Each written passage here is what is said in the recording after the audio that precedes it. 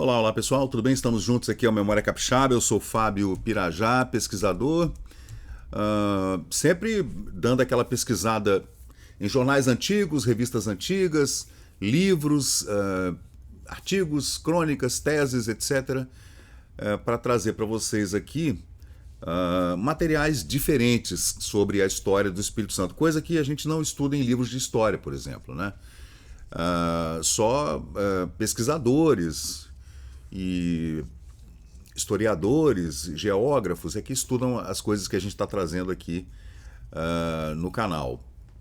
Como eu gosto também muito de jornalismo, né, e esse investigativo, que a gente faz essa investigação pretérita, né, eu adoro ler esses jornais antigos, estou sempre buscando bibliotecas nacionais, a gente pesquisa em bibliotecas dos Estados Unidos, que há várias, né, muitas mesmo, centenas de bibliotecas públicas, né, também no Arquivo Nacional Francês, na Torre do Tombo em Portugal, o Arquivo Nacional na Argentina. Todos eles têm documentação sobre o Brasil, na Espanha também, né, claro. E hoje eu vou trazer para vocês um assunto muito interessante, que é a questão da produção de seda, né, da criação de bicho da seda no Espírito Santo desde o século XIX. Uma coisa incrível, né? E essa criação do bicho da seda em Vargem Alta, na cidade de Vargem Alta, aqui no Espírito Santo, acabou se consolidando nos anos 1920, né, 1930, ali no final do governo do Aristeu Aguiar e já no início da interventoria na pessoa do Major João Punaro Bley, né? Mas vamos entender, gente, o que é isso, né? O que seria essa estação serícola, né, para a produção de seda, do bicho da seda, no Espírito Santo nessa ocasião? A revista que traz essa matéria de janeiro de 1943, a gente vai para 1880, a gente vem para 1929, 1939, 1943. Esse vídeo é um pouquinho longo porque é uma coisa muito interessante, porque a gente vai analisar a economia do Espírito Santo nessas 4 fases, ou 5 fases, entre o século XIX, na década de 80 do século XIX, e a década de 40 do século XX, né? O que foi que aconteceu, né? Vargem Alta levou para lá esse interesse da criação do bicho da seda, né? E lá se estabeleceu então essa fotografia que vocês estão vendo aí, que é uma estação, né, uma fábrica mesmo, né, de criação do bicho da seda, e os teares, né? É a revista O Campo. Aí a gente vê essas indústrias, né, inclusive com laboratórios bastante sofisticados para a época, né? Aí nos anos 1940, para tentar entender, né, qual foi o que foi que gerou esse interesse na criação do bicho da seda no Espírito Santo, né? Aí a gente vê aqui essa matéria que fala o seguinte: a matéria foi escrita em novembro de 1943, lembrando que a gente estava no meio da Segunda Guerra Mundial, né? E intitula-se Estação Sericícola de Vargem Alta, a indústria sericícola do Espírito Santo, subsídio histórico, né? Foi uma indústria subsidiada pelo governo do estado, governo nacional, e quem escreveu o texto foi o engenheiro agrônomo Mário Vilhena. Aí ele abre assim um texto: apesar de todos os esforços e como frequentemente ocorre em casos semelhantes, não nos foi possível recolher dados precisos sobre a história dessa indústria sericícola no Espírito Santo. Em dezembro de 1940, o jornal Correio da Manhã relatava que, aspas, embora não se possa determinar precisamente quando se iniciou a criação do bicho da seda no Espírito Santo, há informações de que no século passado, final do século XIX, colonos italianos realizaram criações e produziram meadas de seda que, apresentadas ao imperador Dom Pedro II, receberam grandes elogios. Esses colonos italianos, não obtendo à época amparo oficial, desistiram daquela iniciativa e a produção da seda cessou no Espírito Santo. No livro Santa Teresa, editado em 1939, é o doutor Enrico Ruski, né, que era prefeito do município de Santa Teresa. O livro de 1939, publicado pelo Instituto Brasileiro de Geografia e Estatística, o IBGE, né? E ele era atual, na época era diretor do Departamento Geral de Agricultura, Terras e Obras, escreveu o seguinte nas páginas 16 e 17 do livro Santa Teresa, aspas, pelo colono Virgílio Lamberti, foi iniciada uma pequena cultura do bicho da seda também com magníficos resultados. Essa cultura não obteve, então, qualquer incentivo dos poderes públicos, serviu para demonstrar sua viabilidade na região. A primeira produção foi obtida em 1880 e mais tarde chegou-se a produzir com o trabalho de uma só pessoa 25 quilos de casulo no espaço de 45 dias. O produto foi enviado então para a exposição em Berlim em 1886. Depois eu farei uma pesquisa para analisar essa exposição de Berlim, da qual participou o Estado do Espírito Santo, né, 1886, onde obteve medalha de bronze. Na exposição de Paris, em 1889, nós já temos aqui no canal Memória Capixaba vídeo falando sobre essa exposição de Paris, né? Recebeu menção honrosa, o bicho da seda criado no Espírito Santo. Então, o senhor Virgílio Lamberti deixou sobre essa cultura um interesse, né? E deixou um estudo detalhado, o qual anexou valiosas observações feitas durante 11 anos em que ele se dedicou à sericicultura na região de Santa Teresa. Transcrevemos então uma nota publicada a esse respeito no Jornal do Rio de Janeiro, jornal Gazeta de Notícias. Depois eu farei um segundo vídeo, né, para analisar o Correio da Manhã e o Gazeta de Notícias de 18 de setembro de 1880. Abre aspas. Chegou a Dias, lá do Espírito Santo, o colono italiano Virgílio Lamberti, que, na colônia de Santa Leopoldina, em Santa Teresa, no Timbuí, fez há cerca de 3 anos, em 1877, uma plantação de amoreiras e em janeiro daquele ano começou então a criação do bicho da seda. O laborioso colono, o senhor Lamberti, nos mostrou um quadro em que se veem as diversas fases do bicho da seda e 2 meadas de excelente seda. Ele fiou a seda, tá, gente? Agora, veja, o local onde vivia o Virgílio Lamberti era na colônia de Leopoldina, no município de Santa Teresa do Timbuí, segundo relatos aqui, era assim chamada na época, né?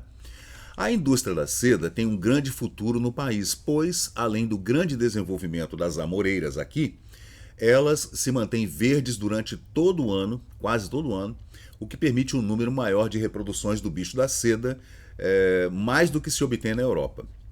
O atual ministro da Agricultura prestaria um grande serviço se encorajasse esse laborioso colono.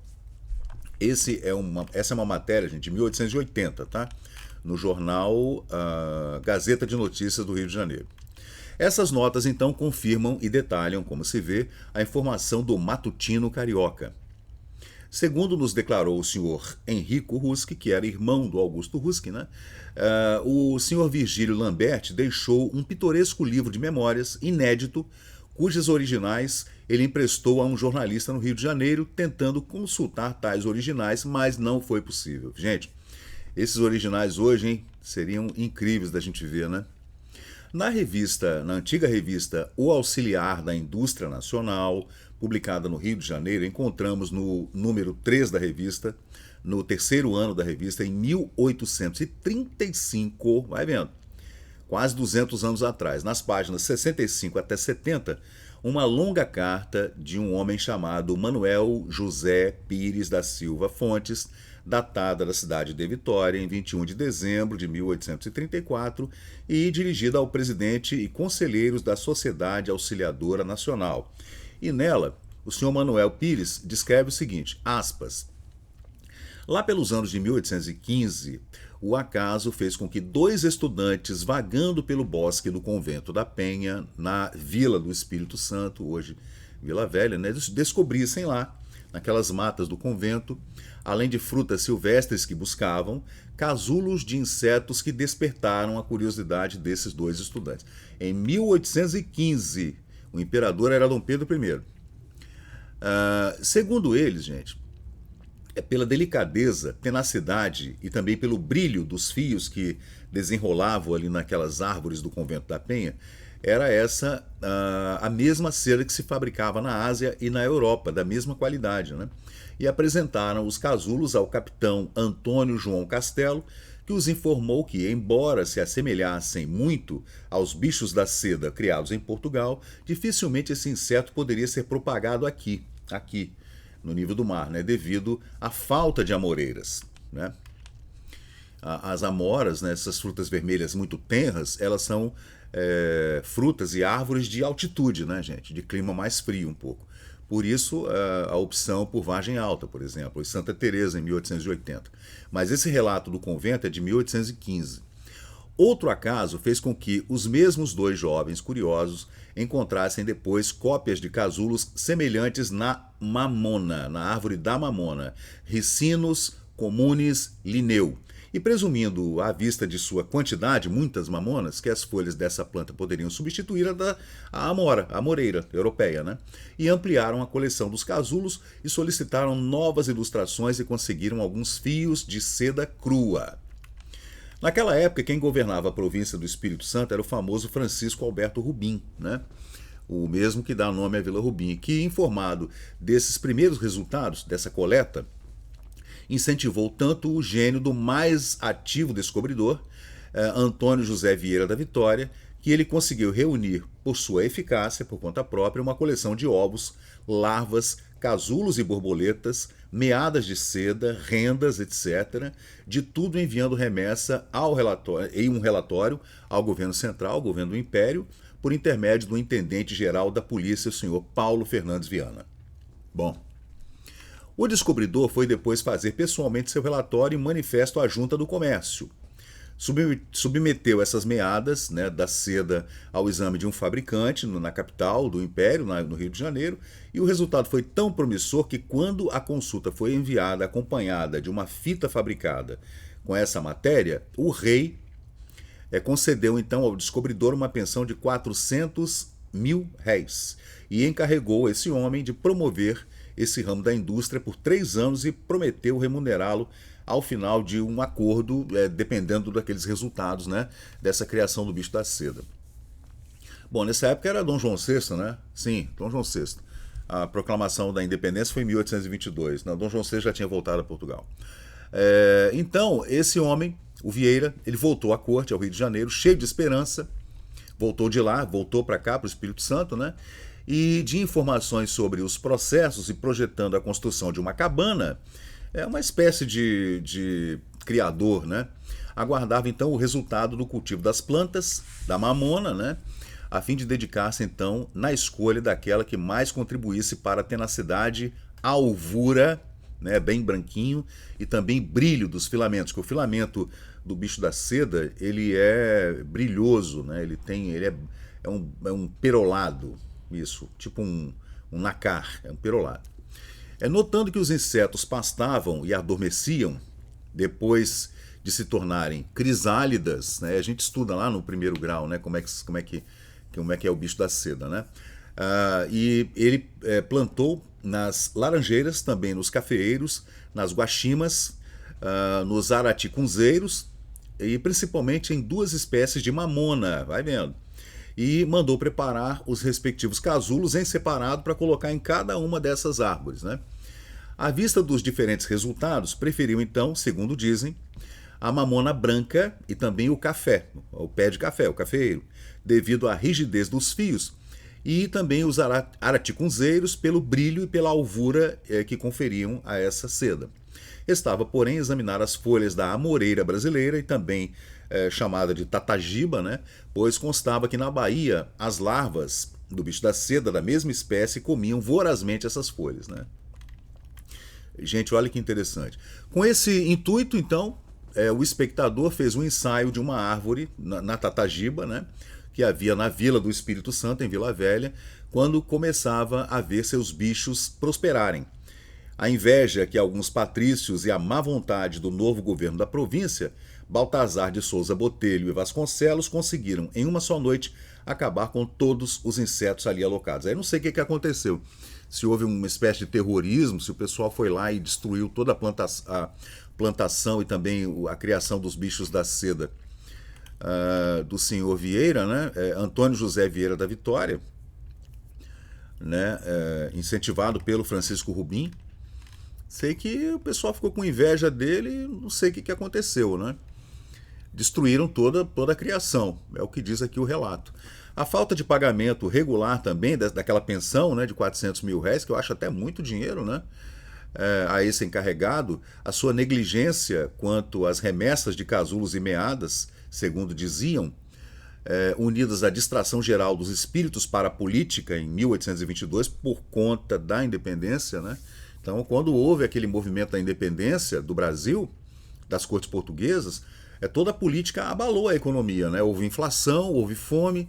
Então, nesse período, ninguém estava preocupado com o bicho da seda, né? E acabou interrompendo toda essa afã política da independência, interrompeu o desenvolvimento dessa nascente indústria que estava no comecinho, ali em Vila Velha. Né? A morte prematura do encarregado, então, parecia ter cortado pela raiz a esperança do renascimento, justamente quando se dava a possibilidade de uma revolução, digamos, industrial, ali em meados do século XIX, aqui na província do Espírito Santo. Né? Uma pena.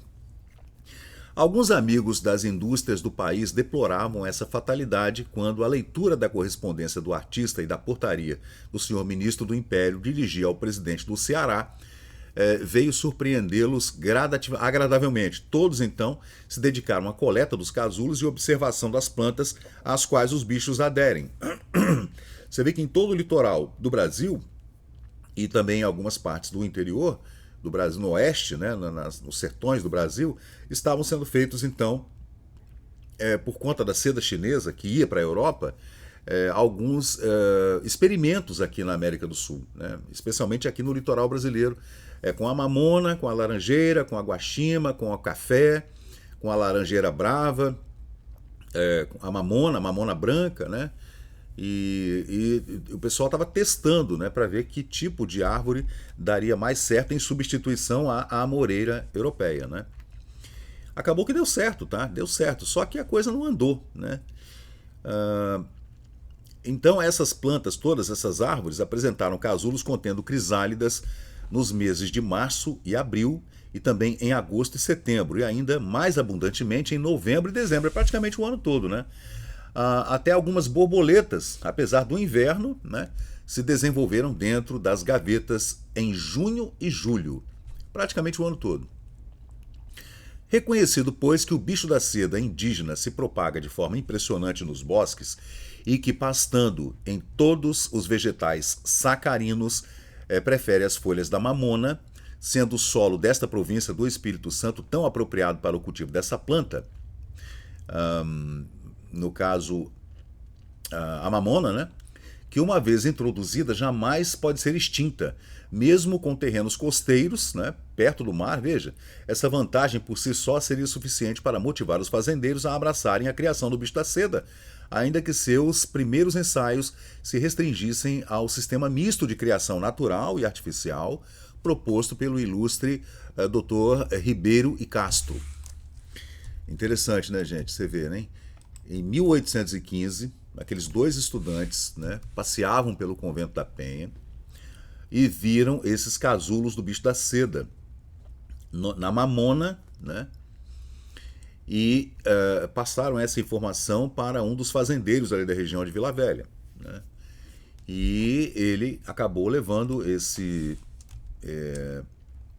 essa curiosidade que ele teve no primeiro momento desses dois estudantes, né, até as vistas do senhor Francisco Rubim, e esse então acabou incentivando, né, essa criação. Mas depois a coisa meio que arrefeceu entre 1815 e 1822 por conta do clima político da independência na época, né?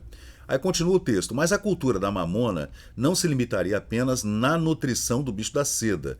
O fruto que ela oferece sucessivamente em 10 meses do ano produz ainda o tal do azeite da mamona, que era feito para iluminação pública, né? Se usava o óleo da mamona para iluminação nos candeeiros, né? Além do óleo fino para uso medicinal. As fibras que a casca fornece são tenazes, semelhantes às do cânhamo, né? Da maconha, né? E produzem ótima tela. Não, o cânhamo não é a maconha, né? O cânhamo é para fazer. O cânhamo é para fazer aquelas redes, né, e tudo, até papel, né? E produzem ótima tela, né, o cânhamo, como demonstraram alguns ensaios do desembargador Inácio José de Souza, realizados em Mariana, no estado, na província de Minas Gerais, né? Nenhum lavrador sensato, considerando o triplo benefício que resultará do aproveitamento dessa quase riqueza natural, a mamona, né, deve desprezar esses artigos que podem complementar o cultivo da mandioca, do milho, do arroz, um consórcio, né, de várias plantações e a mamona junto, legumes, cana-de-açúcar, café, etc. Bom, gente, é incrível, né? É incrível mesmo. Então, isso tudo, toda essa tecnologia que foi desenvolvida aqui em Vila Velha, né, acabou dando na outra experiência feita em Santa Teresa, né, num espaço de tempo entre 1822 e 1880, né, e depois, nos anos 1920, foi criada a estação sericícola em Vargem Alta em 1929. Olha que curioso, né? Aí ele fala aqui que na Itália, na França, na Espanha e também em Portugal, onde essa criação exige o plantio anual da amoreira europeia e só pode ocorrer no verão, até os grandes lavradores não a desprezam. Um campo de mamona cercado de sebes de espinheiros, uma cabana coberta de palha com algumas mesas toscas, tabuleiros e caniços, uma simples roda de fiar e alguns cuidados por parte das famílias, crianças, durante os meses do ano são suficientes para o cultivo da seda. Aí tem um tacho de cobre, uma barrica, um pilão, uma talha para as bagas e a diligência em correr com os cachos semanalmente ou mensalmente são tudo que é necessário para o aproveitamento do azeite. Você vê, né? Era um consórcio mesmo. Você usava a mamona para desenvolver as crisálidas, né? E essas pequenas bagas de seda, e depois você ainda podia aproveitar a mamona. Levar as fibras após contusão da casca aos diversos cedeiros é uma operação mais fácil e rápida do que o processo tradicional do curtimento do cânhamo e do linho, e nem é necessária a máquina de Mr. Christian, né? Não sei que máquina é essa. É um texto feito por um agrônomo, né, gente? Então, tem termos que a gente nem usa mais, porque o texto é de 1943, da revista O Campo, que vocês estão vendo aí a capa dessa revista desse ano que tem essa matéria, né? Esse artigo, interessante artigo, né? E aqui esse é o álbum que traz esse artigo do senhor Mário Vilhena, engenheiro agrônomo, né? E aqui é um álbum que eu criei em 2018, falando dessa empresa que foi aberta pelo governo do estado do Espírito Santo em 1929, ainda por ocasião do governo de Aristeu Borges de Aguiar, desastroso governo, né? Aí segue aqui uma coisa agora falando de Vitória, olha só. É lamentável que esse precioso inseto, o bicho da seda, não seja mais comum ou menos conhecido nas províncias do interior. Se sua existência fosse mais notória, ou se ao menos as municipalidades propagassem, né, as sementes dos bichos, os mineiros que cultivam a mamona em grande escala para obter o azeite abraçariam de bom grado os subprodutos da seda e do linho. Subproduto, hein? Tratando o óleo da mamona como o primeiro produto, e o subproduto seria uma seda e um linho. Gente, é incrível, né? Talvez dentro de 3 anos o viajante não tenha que lamentar o desperdício das bagas das províncias do litoral, e talvez os vizinhos das fábricas de azeite de peixe possam livrar-se do insuportável odor das oficinas, a iluminação das casas e das ruas seja mais barata por conta do óleo da mamona, porque o óleo do peixe era fedorento demais, né? As paredes, tetos e corredores serão menos enegrecidos e as doenças pulmonares serão mais raras entre a classe indigente. Você vê, né? Você vê que os pobres, né, os indigentes, é que acabavam sofrendo com essas doenças pulmonares, né? Trazidas pela queima do óleo de peixe. Ele está falando aqui da possibilidade de você fazer uma plantação consorciada de café, de laranja, né, da laranjeira, do cafeeiro, do mamoeiro, né, e até da amoreira, né, que é mais difícil de dar aqui nessas terras, né, e fazer um consórcio para obter as frutas, os legumes, etc., né, e também a seda. Entretanto, o coronel Monjardim, nos subúrbios dessa cidade, aqui em Maruípe, né, na fazenda Maruípe, o coronel Inácio Pereira Duarte Carneiro, na colônia dos açorianos, lá em Viana, e também o major Joaquim Marcelino da Silva Lima, no termo lá do Itapemirim, o major era o barão, né, do Itapemirim, e o cidadão Vicente Pereira de Jesus, em Nova Almeida, comprometeram-se a cooperar para o crescimento e a regulamentação desse ramo da indústria. Informa ao governo imperial, neste momento, que por hora será suficiente a chegada de 4 rodas de fiar e dobar, aquela roda de fiar que a gente vê em desenho animado e tudo, né? Juntamente com alguns exemplares do Tratado sobre a Criação do Bicho da Seda e sobre os processos subsequentes. E no futuro, assim que o progresso da criação nesta província seja relatado à diretoria da fábrica, será necessário então nomear agentes encarregados de comprar os casulos e as meadas da seda, tanto cruas quanto já branqueadas e tingidas. Olha só que interessante, hein?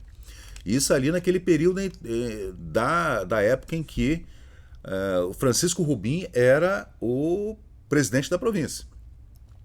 Ali pela época da independência do Brasil, né?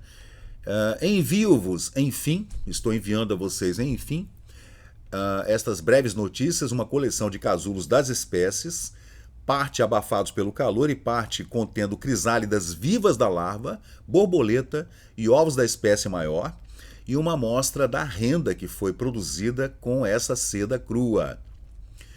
Também vos informo que 2 gerações por ano são possíveis nesta latitude e exposição, né? Desde que a incubação dos ovos ocorra entre março e outubro, e que, felizmente, apesar da opinião de Rosier e outros agrônomos, né, colegas do senhor Vilhena, né, Mário Vilhena, está escrevendo o texto aqui, os mesmos casulos abandonados pelas borboletas são aproveitáveis. Aí o que aconteceu, gente? Ainda hoje se aprecia o esforço do senhor Antônio José Vieira da Vitória, lá atrás, né, em 1815, por aí, tanto que seu nome foi dado à rua nessa capital do Espírito Santo, como pode ser verificado por decreto número 804, denominação de logradouro público, dado pelo senhor prefeito municipal, Américo Monjardim, que foi prefeito por 1 ano, né, aqui em Vitória, dizendo o seguinte, aspas, o prefeito municipal da cidade de Vitória, capital do Espírito Santo, usando das suas atribuições, etc., contida no artigo 335 do Código de Posturas Municipais, e considerando que a primeira tentativa de sericicultura em nossa cidade se deve ao senhor Antônio José Vieira da Vitória, lá nos primórdios, considerando trabalhos que orientaram esse cultivo nacionalista, o cultivo do bicho da seda indígena, considerando que exemplos dessa natureza devem ser transmitidos à posteridade. Se perdeu na história. Ninguém fala disso, né? Isso simplesmente se perdeu na história aqui de Vitória e do Espírito Santo. Aí ele decreta que o prolongamento da rua Santa Clara, aqui na Cidade Alta, à direita, que termina no reservatório de água, fica denominado então Rua Antônio da Vitória, por conta desse homem, né, que foi aquele cara que se comunicou com aqueles 2 estudantes no Convento da Penha, que viram aqueles casulos, aquelas crisálidas ali na mamona, na floresta do Convento da Penha, e entregaram para o senhor Antônio José Vieira da Vitória. Então, o prefeito Américo Monjardim, lá em 1939, o prefeito da cidade de Vitória, mudou então a parte de uma rua lá na Rua da Santa Clara, subindo lá para o reservatório de água da Santa Clara, ali no Parque Moscoso, como Rua Antônio da Vitória. Resumindo o que foi reunido acima, talvez se possa concluir que não foram colonos italianos os primeiros a serem os primeiros cultivadores da bicho da seda no Espírito Santo, e sim o senhor Antônio José Vieira da Vitória.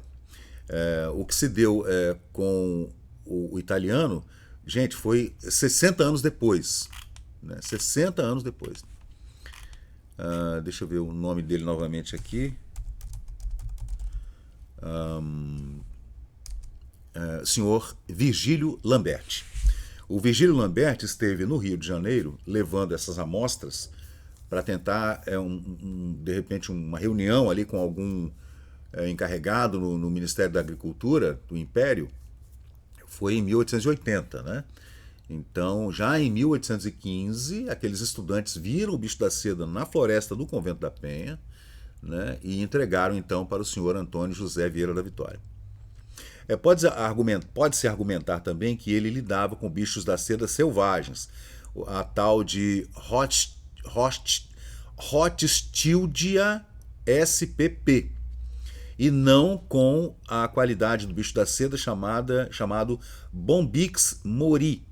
Mas a longa e detalhada carta de Manuel José Pires da Silva Pontes indica claramente que o senhor Antônio José sonhava com a criação de uma indústria do bicho da seda aqui no Espírito Santo. Essas notas não pretendem constituir a história completa da indústria sericícola capixaba, mas servem apenas como subsídio para quem puder fazer. Então, gente, o texto ainda continua falando sobre Alfredo Chaves, em 1919. Veja, a sericicultura voltou a ser interesse.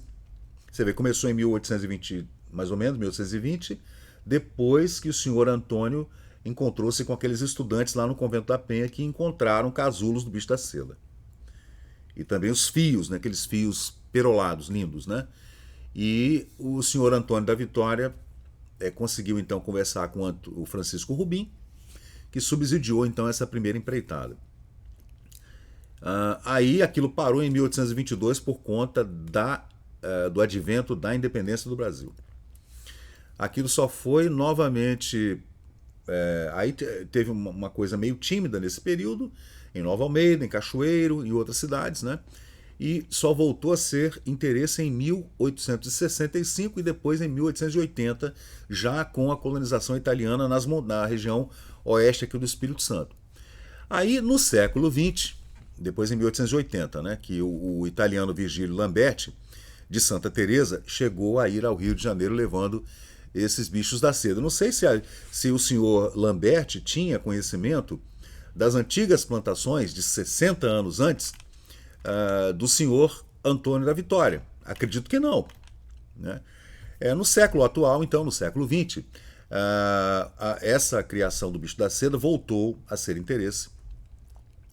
E os agricultores, então, nessa época, não ficaram desamparados. Com efeito, o Estado do Espírito Santo criou, em 1919, em Vargem Alta, a estação sericícola, que no ano seguinte iniciou a distribuição de estacas de amoreira, da tal amoreira europeia, 29.200, com base para o estabelecimento dessa indústria, dessa plantação em escala industrial. No entanto, antes do Estado, o Ministério da Agricultura, já na primeira República Velha, né, já fomentava a sericicultura no Espírito Santo, fornecendo gratuitamente a esses produtores instruções, as estacas de amoreira, os ovos também do bicho da seda, além de adquirir suas safras de casulos, ainda comprava, né?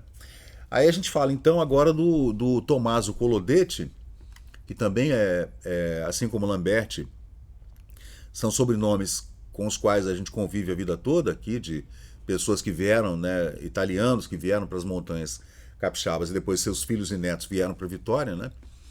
Eu aqui em Bento Ferreira tinha um colega chamado Fabinho Colodete, que é dessa família, né, dessa linhagem Colodete italiana. E o Tommaso Colodete, residente em São Marcos, em Alfredo Chaves, né, já em 1919, valiava-se do apoio do Ministério da Agricultura, com quem mantinha correspondência. Por longos anos ele manteve correspondência com o Ministério da Agricultura e recebia os ovos do bicho da seda, as estacas da amoreira, e enviava de volta os casulos, né? 3 filhos do Colodete se dedicam ainda à sericicultura, possuindo 5.000 amoreiras. Isso já ainda no ano que foi escrito o artigo, em 1943. Vai vendo. Entre os que têm trabalhado pela indústria sericícola no Espírito Santo, deve-se citar então o Major Punaro Bley, o Dr. Carlos Lindenberg, que era secretário da Agricultura do Punaro, também os agrônomos Henrico Ruski, em Santa Teresa, o Birajara Pereira Barreto, Bem-vindo Novaes e também o senhor Brilhante Pinho Teixeira, que nessa época já havia falecido, e ainda os senhores Pedro Gareal Moreira, atualmente no distrito de Matilde, também em Alfredo Chaves, assim como o senhor Tomás Colodete, né? E ainda Henrique Rímolo, ex-diretor da antiga Estação Sericícola de Vargem Alta, hoje encarregado da Escola Prática de Agricultura de São João de Petrópolis, em Santa Teresa, dedicado também a essa nova tecnologia que estava sendo colocada nessa época aí para a criação do bicho da seda. O senhor Pedro Moreira, o Pedro Gareou Moreira, iniciou uma campanha em 1930 e em 1933, como narra o artigo do agricultor Egisto Módulo, no Correio do Fazendeiro de Vitória, edição de 30 de junho de 1936, esse correio eu nunca vi, esse jornal, essa revista, né, começou a angariar adeptos para a sericicultura, preferindo atuar entre os colonos italianos que na Europa se dedicavam a essa atividade. Eu não sei, talvez esses colonos italianos que vieram aí no final do século XIX, início do século XX, tivessem trazido algum conhecimento da criação do bicho da seda, né? Talvez, não tenho certeza, mas é uma coisa que a gente ainda tem que pesquisar. Em 1937, a estação sericícola que vocês estão vendo aqui na fotografia já merecia do governador do estado, na época o interventor João Punaro Bley, as seguintes referências em sua mensagem dirigida à Assembleia Legislativa do Espírito Santo. Abre aspas. A estação de Vargem Alta é uma das maiores realizações do governo em prol do desenvolvimento da economia do estado. Em 1936, realizamos ali uma série de obras, algumas de vulto, concluindo assim definitivamente as instalações necessárias à montagem dos maquinismos, né, da indústria, né, em seu pleno funcionamento. Esse maquinário todo, destinado ao trabalho da fiação e da tecelagem, já foram encomendados diretamente da Itália e deverão ser instalados até o fim do ano, 1936. Com essas instalações, nossa estação sericícola, né, do bicho da seda, será uma das mais completas do Brasil, estará aparelhada para impulsionar essa indústria no Espírito Santo. Aqui a gente vê a indústria por dentro, nesse álbum que eu pesquisei em julho de 2018. Aí vamos seguir. A mensagem do Punaro Bley. Em 1938, com a reforma da Secretaria da Agricultura, esta estação sericícola de Vargem Alta, que vocês estão vendo aí, foi transformada em um serviço de sericicultura com finalidades mais amplas e maiores recursos orçamentários. A chefia foi entregue, então, em 1938, ao engenheiro agrônomo Celso Freitas de Souza, que especializou-se em sericultura na Escola Superior de Agricultura de Viçosa, nas Minas Gerais. Este técnico, ao longo de 5 anos, realizou uma obra notável, implementando diretrizes racionais para o desenvolvimento da indústria do bicho da seda no Espírito Santo. Sobre Celso Freitas de Souza, repetimos com prazer o que escrevemos na revista O Campo, Rio de Janeiro, setembro de 39. Ao nos rejubilarmos com o desenvolvimento da indústria sericícola na terra capixaba, queremos destacar que o Serviço de Sericicultura possui um programa de trabalho que dará ao Estado uma posição de destaque entre os produtores de casulos do bicho da seda no Brasil, graças à orientação do seu chefe, o engenheiro agrônomo Celso Freitas de Souza. Em um mundo repleto de publicidade e alarde, trabalha e estuda silenciosamente, nunca se envergonhando de dizer a um colega, abre aspas, não sei sobre isso, diga-me como e onde eu vou resolver o problema. Então era um cara humilde, né? Que se dedicou, foi colocado pelo Punaro Bley à frente desse serviço de sericicultura de Vargem Alta, e a coisa realmente, né, começou a tomar vulto. Como um líder assim, com esse líder, o Celso, né, Deixa eu voltar aqui. O Serviço de Sericicultura do Espírito Santo procura desenvolver raças e cruzamentos adaptados às regiões do estado, orienta os lavradores na cultura e na criação do bicho da seda, explora novas áreas para a produção de casulos, avalia a convivência de desenvolver nelas um plano de fomento e garante a comercialização das safras de casulos e tecidos do bicho da seda, além de exportar o casulo, né?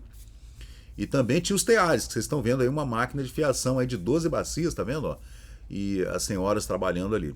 Em suma, age como devem agir os serviços técnico-agrícolas dirigidos por agrônomos competentes.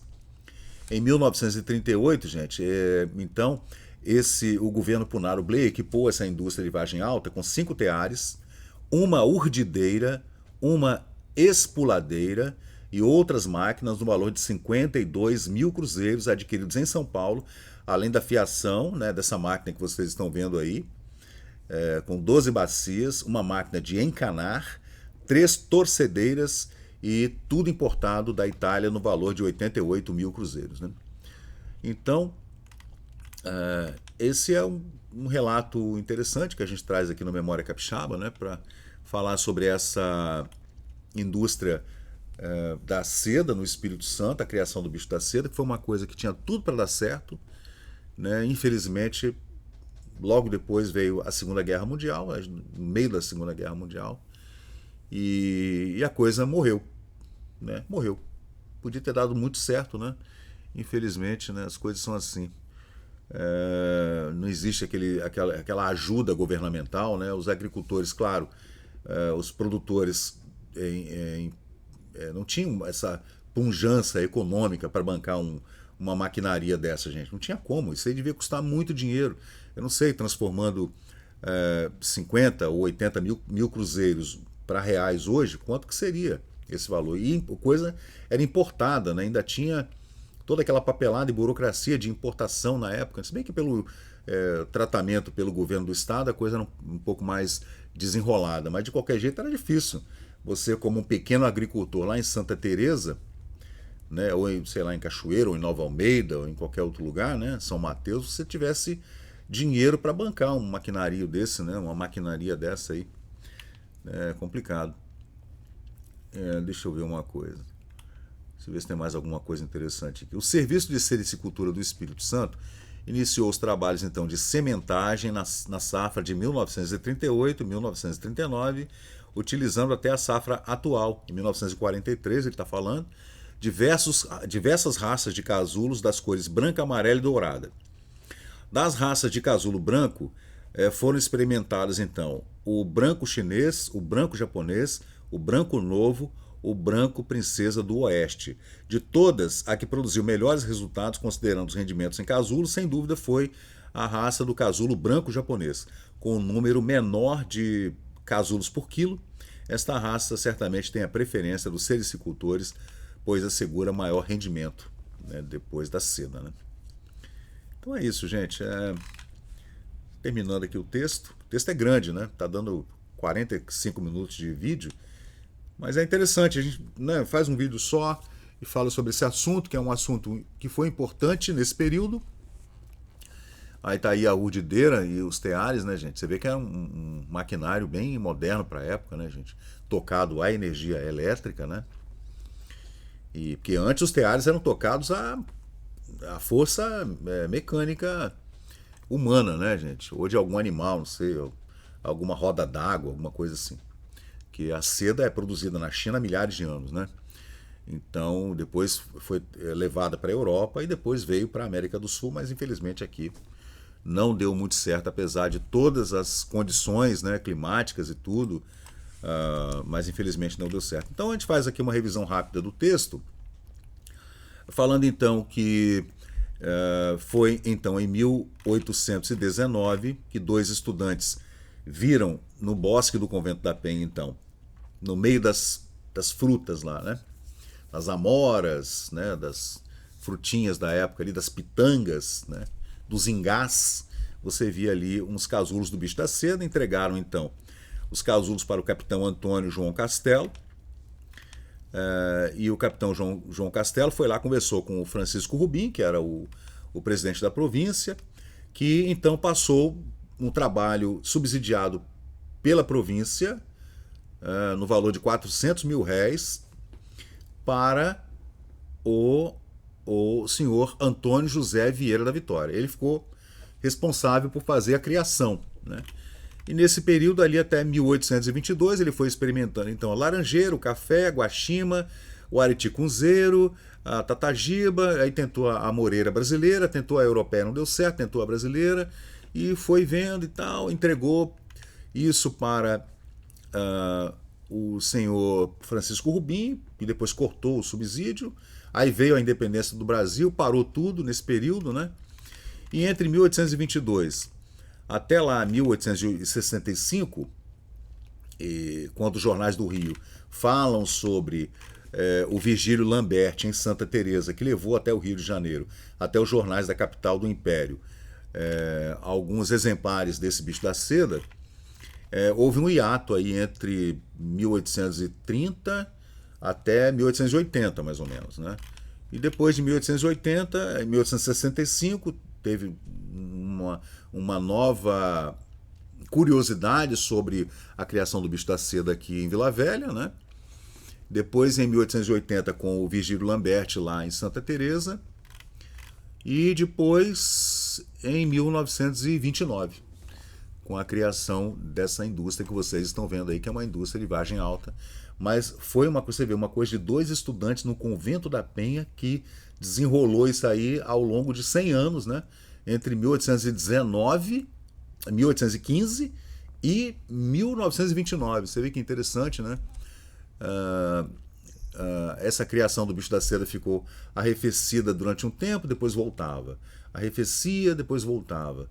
Né? E deu nessa indústria aí que, infelizmente, depois da Segunda Guerra Mundial, não resistiu e, né, não se falou mais sobre esse assunto. Então, gente, é isso aí. Eu sou o Fábio Pirajá, isso é o Memória Capixaba. A gente traz. Eu adoro esses assuntos assim, porque são curiosos, né?